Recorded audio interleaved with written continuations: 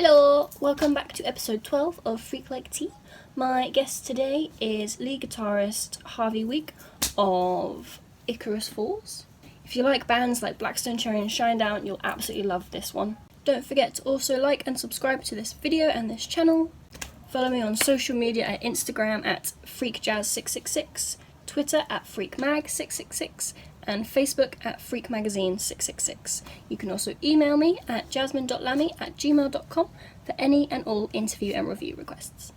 So after you've watched this, go and listen to their latest track, Phoenix. It's very cool and I enjoy it. Enjoy this.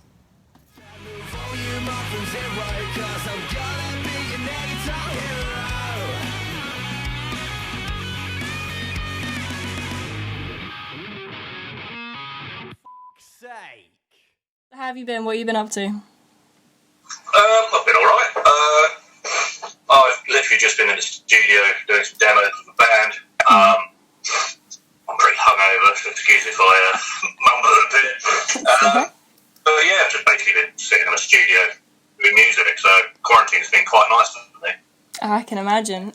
I mean, I guess it, like, obviously it sucks that you guys can't do gigs at the moment, but at least it gives musicians time to work on new stuff.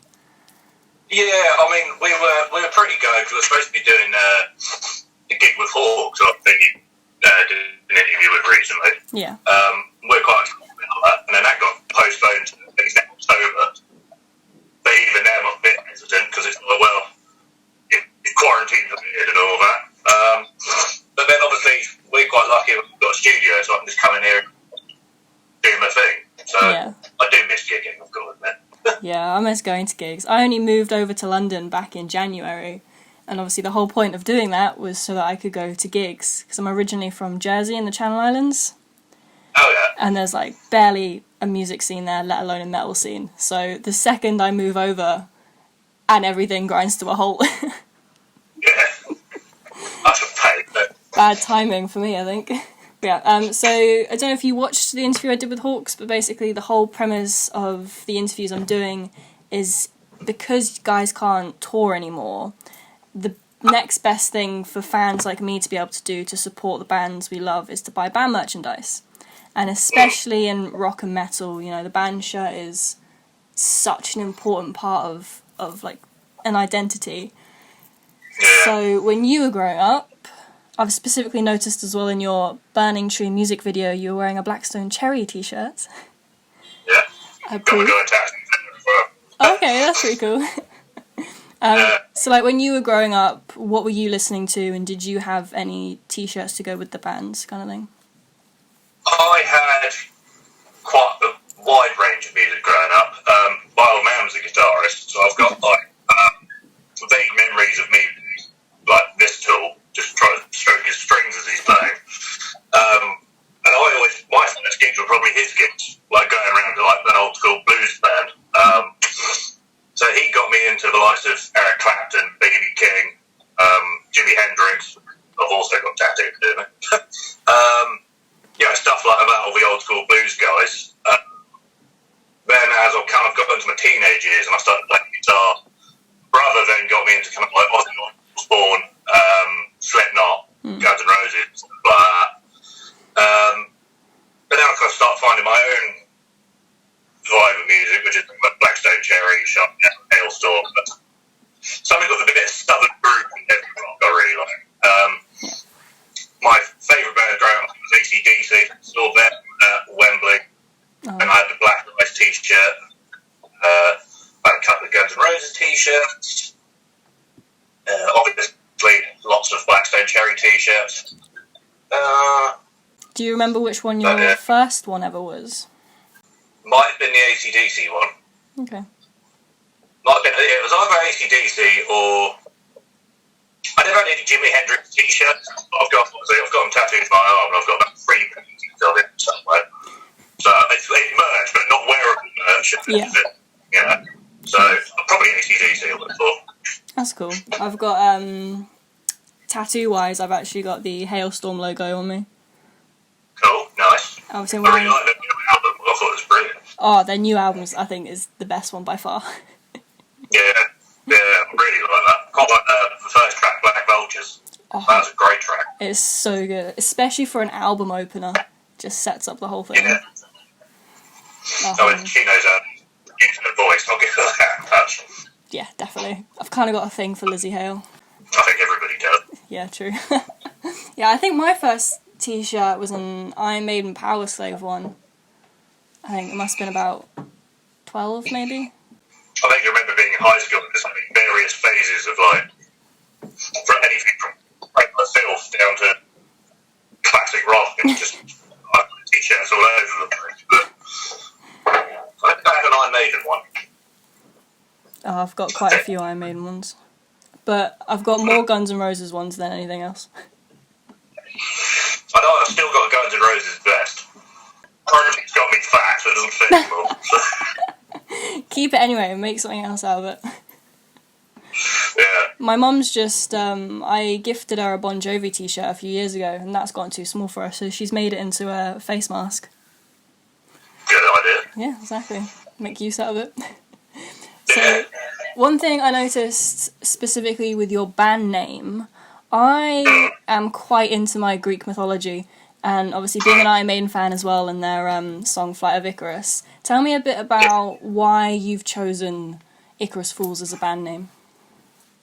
Well, our drummer, Josh, he came up with it, I think, ages ago. So when Icarus Falls started, if there was like him, the other guitarist, Lawrence, and other guys. Okay. So once they all quit, we kind of joined in. I think she tells me the story that Icarus Falls, I think it was originally going to be called Icarus Rises, or something like that. Okay. Someone said, well, Icarus didn't rise, he fell. Yeah. So well, there we go. But yeah, that's kind of Josh's area. I was going to live with him, but he's just broken his leg. Shit. And he's quite high on morphine at the moment, so I thought I'd better not get him on camera in case he says anything with it. So would have made for an interesting interview. Yeah. People on drugs. Decent content. So as well, your band's band merch, the only t-shirt you've got on your website at the moment is the Golden Sun t-shirt. Yeah. Which is quite cool. But you used to have a Venom t-shirt, one of your other singles. Is that not in circulation anymore? Do you have any plans for other t-shirt designs? We do have plenty of plans. I think the thing is with our merch, it was very... we played Rambling Man in 2018. And we just sold out of all of our merch back then. So we were like, alright, we need fresh merch for Rambling Man. So, I can't remember, for whatever reason, there was a delay in it. Okay. So, Doug had to quickly up the design. It was the lyrics of Venom, which I think was, this girl is Venom and she's flowing through me or something like that. And it looked cool and everything, but then we kind of realised if you're a dude wearing a t-shirt that says, this girl is Venom, he's just like, that doesn't make any sense. So we were like, oh, we'll take that down, we'll come up with the Sun logo. So we did that. And we're working on new singles and new albums, so hopefully we're going to have, kind of the full-coloured hoodies and everything will come out eventually. But yeah. I think we're going to wait till we got a bit more money together, because everyone's skint now we're on quarantine. Once we've got out of that, we'll probably have a nice new merch. I'm looking forward to that. I like the Sun t-shirt you've got up already. So you've also just released a new single called Phoenix. What's the song's basic context? Well, Phoenix, so I tend to co-write with Josh, the drummer, and I came up with the chorus lyrics for Phoenix Shall Rise. From the ashes of its soul, and when that day comes, I won't be on my own. And it was very much kind of like, if you've hit rock bottom, or you've gone through something in a relationship, or quarantine, or whatever, for me it's very much like, you can't get any lower than low, so the only way is up. Yeah. So, if you think you're in a hole and you're all depressed and horrible, it will get better. So that was kind of my context in writing the chorus lyrics. Josh's verses were very much, I think his was more from a relationship stance, where you're kind of going out with someone and then they turn out not being who you think they were. Always the way. And being quite manipulative and whatever, so it ends up being a bit light and shade. You got to go down, hit rock before you get up, basically, which is a premise of it. But obviously, when coming with chorus lyrics, I don't like it to be too obvious. Yeah. Because it's relatable from different people's how they interpret it. But I mean, that was where I was coming from when I wrote it. So that's kind of a feedback. You could get some pretty visual, cool designs with that. Like t-shirt wise, you could have like a phoenix flying too close to the sun, and then like setting itself alight. I don't know, that'd be cool.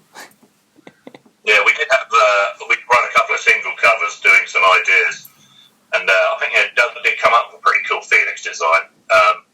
So we might do that. I take it you've seen the video. Yeah.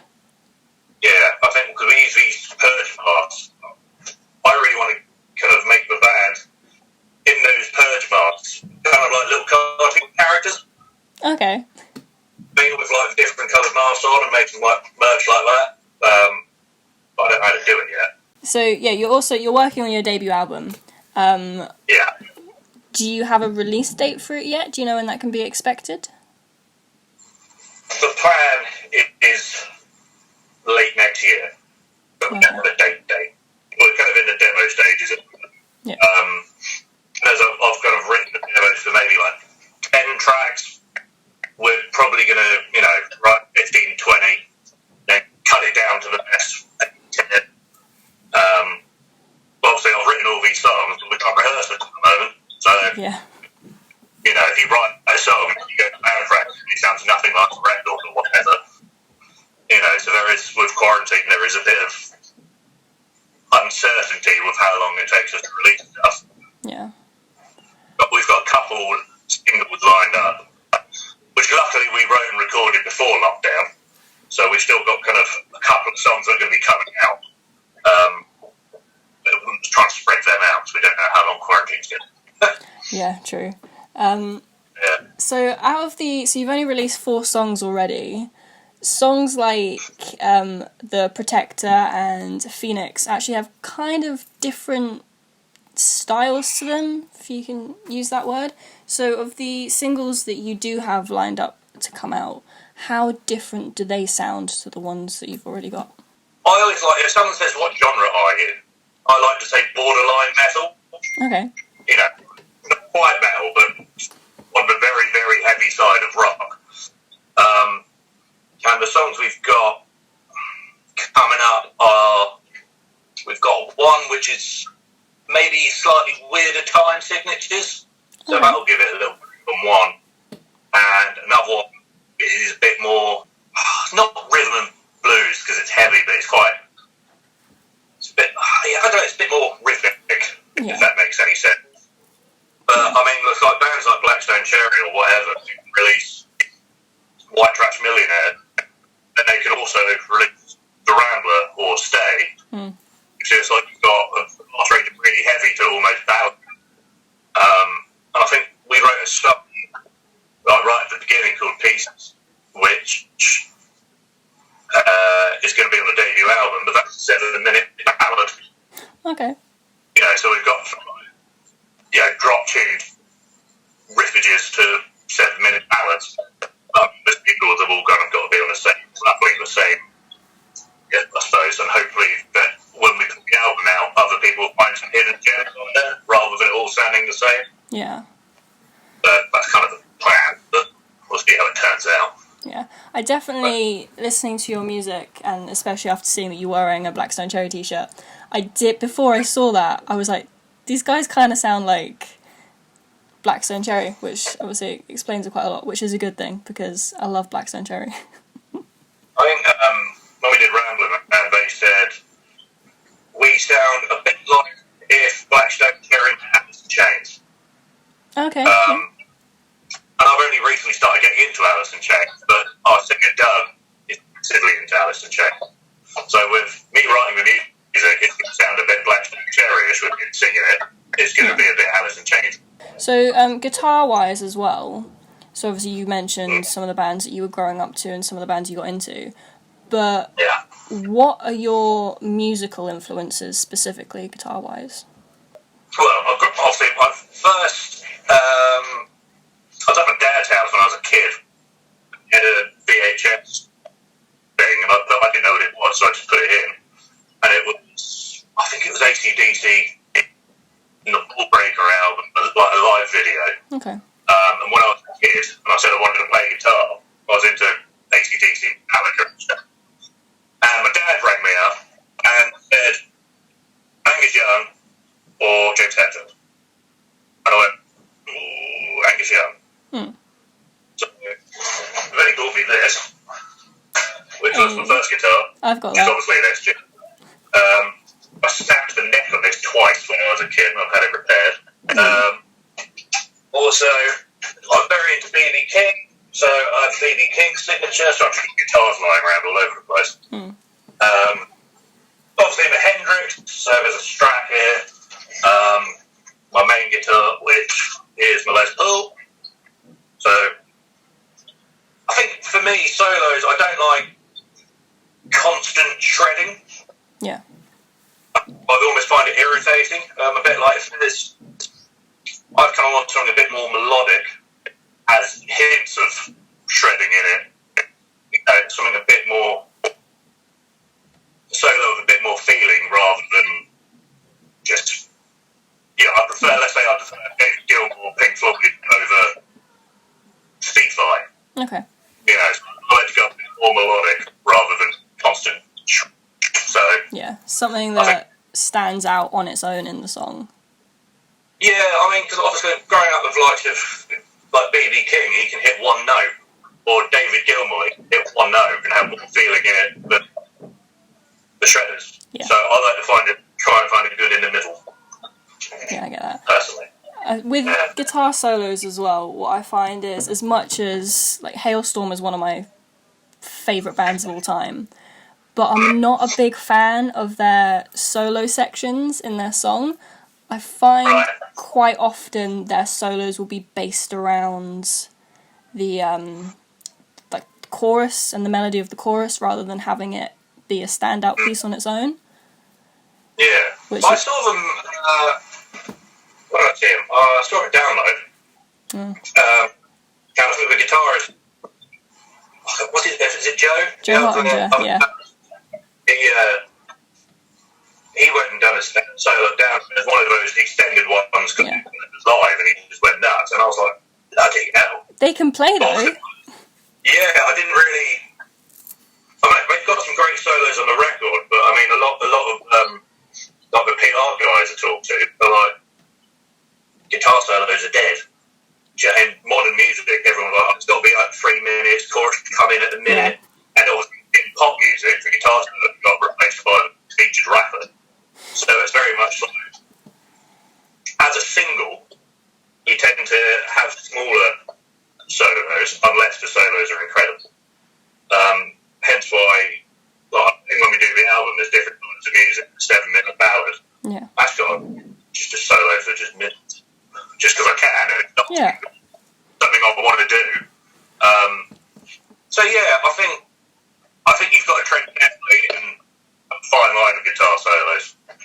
If that makes any sense, I'd rather have like I said, a good couple of note lick somewhere rather than just shred because people are just going like shred next. Yeah. Type thing. So that's my view on it. That's cool. So I've read somewhere that you guys are based in Brighton, is that correct? Kind of. Kind of? we're more Worthing, Storrington, which is about a 10-minute drive, but when you say Worthing to normal people, that don't know where that is. So, it's from our area, and they go, yeah, we're from Brighton, because it's different than those Brighton. So, we're like that far away from it. Yeah, I was at uni in Brighton for 3 years, a couple of years ago. But, so what are some of your favourite venues that you're looking forward to visiting again, either when you play or to go and see a gig? Concord too, I love that venue, because it was a nice big venue, it was pretty sound on stage,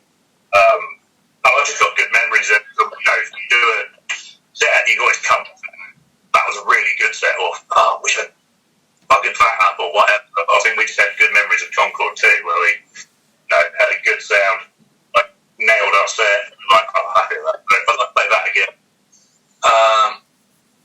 One thing I did miss, I really regretted not going to, was the tour Blackstone Cherry, Shine Down, and Hempfield did. Oh, don't even. Was it Wembley Arena? I think it was. I really regretted not going to that. So I look forward to seeing like the bigger bands like Wembley and stuff, which come to dance Wembley. Yeah. But I did find with saw Blackstone Cherry at Brighton Dome. Same. And I really liked that. Was that 2016? Yes. I would have been at my first ever interview was with John Fred that night. Oh, cool. Nice. Yeah, he liked that up on my Instagram. And I was like, yes. But I really like that show because it was a bit more intimate. Like, no matter where you stood, you could see everything. Yeah. Do you know what I mean?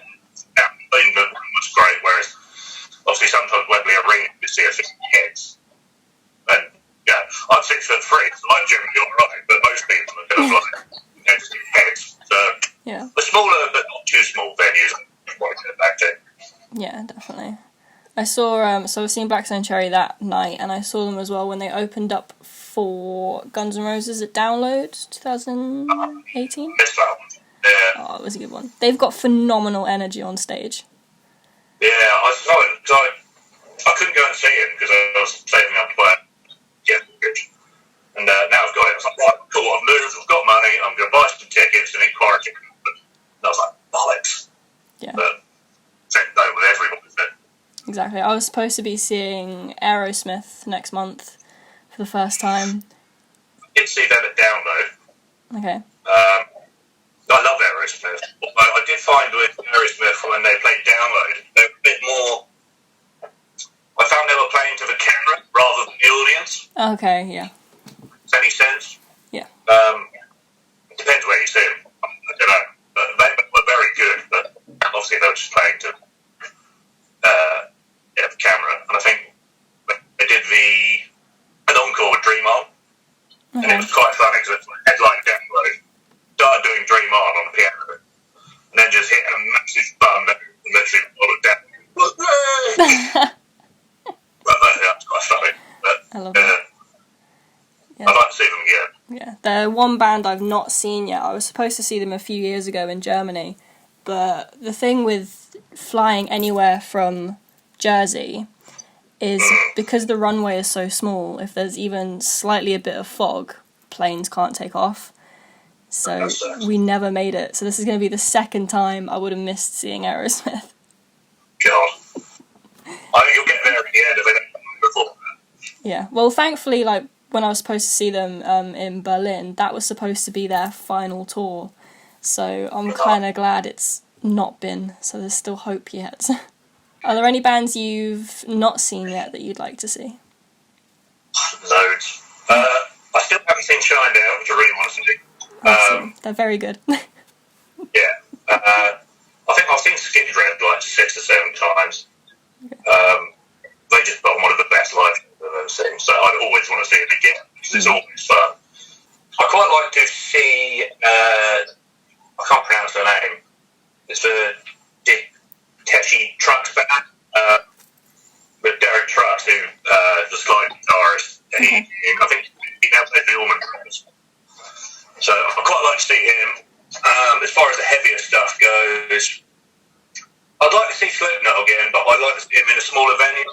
Because I've seen him a couple of times at Download, but I was too far back, and I thought I might as well just been watching it on the screen type thing.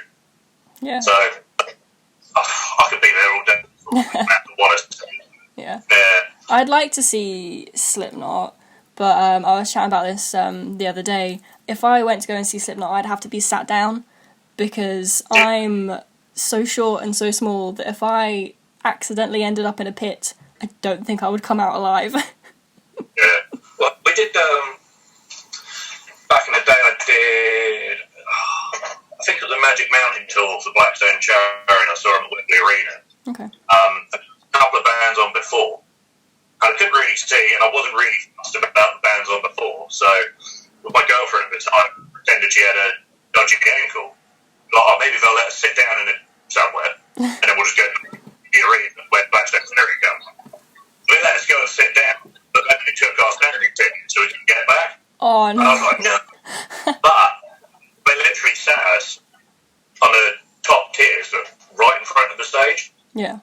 So I literally just saw everything, and now I'm a bit like, I'm quite happy to buy tickets so you can just see more, you know, whereas, like I said, without seeing head, you're kind of over the top of it, and you're like, wow, I can see it. Yeah. So, I don't mind seeing stuff. Yeah, I mean, I think the only seated things I've been for is, like, whenever I've seen Iron Maiden with my dad, because he's of that age now, he wouldn't be able to stand up for a whole gig. And usually these gigs are in the O2, so we'll usually sit for that. And I think we saw Alter Bridge in December just gone, who had Shinedown opening up for them, and we sat down for that. Again, just to blow Shinedown's horn, right? So while we were there, half the fans were in Alter Bridge t-shirts, and half of them were in Shinedown t-shirts. And it was like a complete split down the middle, which you don't usually get for like an opening band. Yeah, but it could have quite easily been a co-headline type of thing. Right, but what was even weirder is, so me and my dad were sat down, Shinedown completely blew away the entire stadium, and then half the crowd left after their set. Literally, people had only gone just for Shinedown and didn't even stay for Alter Bridge. Wow. They could have been headlining. Yeah, well, that kind of seemed like you might as well, it's still Alter Bridge, I mean, you might as well stay and watch, but, yeah, that is odd. I mean, we did, when we did Wembley, to see AC/DC, stadium that is, yeah, if my parents wanted to come, they decided to sit down, me, my brother and a couple of mates were like, oh, we'll try and get right to the front and everything. But yeah, that was kind of a bit more of my younger days, so I'm quite happy to sit back there. I don't want to get battered and beaten and not be able to get beer right in the front. But, yeah. I've not seen AC. When's the last time you saw them? Like, was it before Brian Johnson had left, or was that after? Before that, yeah. The Black Ice Tour must have been. Okay, so still like the classic lineup. I think I might have still been in school. It was years ago, I think. Oh, okay. Yeah. Very I nice. wanted to see him again, but also I could tell, like, Angus Young on stage. Obviously, he's getting on a bit now. You can tell he was a bit like, fuck, I'm tired. Yeah. But, I'm gutted I've not been able to see AC/DC like in their prime, but I did, going back to Concord 2 in Brighton, I saw the tribute band Dirty DC there. Oh, yeah. They were very, very, very, very good. It's a hard band to pull off, so... Yeah. I mean, to be honest, at that point, because this was when like AC/DC was falling apart, at that point I was kind of glad I'd seen the tribute band rather than what AC/DC was at the time. Yeah. I think, yeah, again, it's the same as, I want to see AC/DC, but who wants to stand at the back of the stadium? You want to be a little bit more, you can actually see it. Yeah. Otherwise you might as well just watch it on YouTube. Yeah, exactly. So, yeah. As a fan of AC/DC, are you a fan of Airborne? No. Why not? Yeah, I did some, they're all right. It's just that they're a bit too much like AC/DC. Point where I'm like, we might as well just listen to AC/DC. True. Do you know what I mean? I find they're a lot harder and faster. I haven't really given them a chance. Oh, okay. You should. I've got one of their lyrics tattooed on me as well. Well, I'll give it another go, but yeah. I'll send you some songs. I'll send you the best ones. I saw like a video once, and I was like, oh, they're trying to be AC/DC next. Not that I'm dissing them, but their music was actually good. I was just a bit like, yeah. I used to be quite a lot like that. Like, before I did music journalism at uni, I was very, like, a metal elitist. So when things like baby metal first came out, I would not give it a chance. I was like, I was like, Japanese with metal, no, that shouldn't be a thing, and just did not give it a chance. But one of my best mates is really into them, so we saw them at Download, and then after doing music journalism, I realised that just because I don't like something doesn't mean I can't appreciate it. Yeah. But now that I've given it a chance, I do kind of like it now. I think I actually watched Baby Metal like 2 or 3 days ago, or whatever it was on the Download TV thing. Yeah, same. And my missus was like, "Oh yeah, Baby Metal, check this out." I just go, for a while, I just sat there and went, "We don't understand what's going on." In fact, don't get me wrong, if that's what you're into, but it kind of wasn't my cup of tea. Yeah. Not saying they're bad or anything, it just wasn't my cup of tea. I think which is the politest way of putting it. Of course. Are there any new up-and-coming bands that you've been listening to recently that you think other people should go and check out? A friend of mine got me into a band called Child. I think they're from Australia, and they do they had a song called Trees, where it starts off and you're, oh my god, it's Sabbath, but then somehow goes into the really clean, bluesy, every day have the blues type of vibe. Okay. It's quite good for like a stonery, bluesy rock vibe. They were good. I've got a couple of bands that we with Rocky Dolls released an album. They've got some bangers on it. Great Glide, we've got a couple of good bangers. Can't think off the top of my head. Bleed Again, if you like your really heavy stuff, Bleed Again are good. I can't think of any more off the top of my head. I'll put you on the spot. Yeah. But no, yeah, so like Rocky Dolls, Grace's Glide, Child in Australia. I bet I'm going to have a couple of mates once and go, "You didn't mention my band." And I'm like, "Well, Can't believe it. But they're the more lovely bands that I'm getting into. Okay, no problem. So you have I know you've just released Phoenix, but in terms of your next line of singles, what do you think the time frame is for the next release? Well, the next track we are going to release, I think, is a song called Broken Halo. I think it's now finished being recorded and mastered and everything. It's done. Because we can't obviously do a music video for it because it's quarantine. We've got our director, he's like somewhere up north. Basically told him what I wanted and he's going to film a video for us. Okay. But then have not a lyric video, it's going to have a lyric video in it, but it is going to be a bit more of a story from start to finish of the song, rather than just playing it. So I'm hoping maybe 2 months from now might be released, something like that. Okay, that's good. So not there. I can wait. And then we got another one. We started recording when lockdown happened, so that will be the follow-up single. Okay. Can't really put a date on it until we get it back in a proper studio and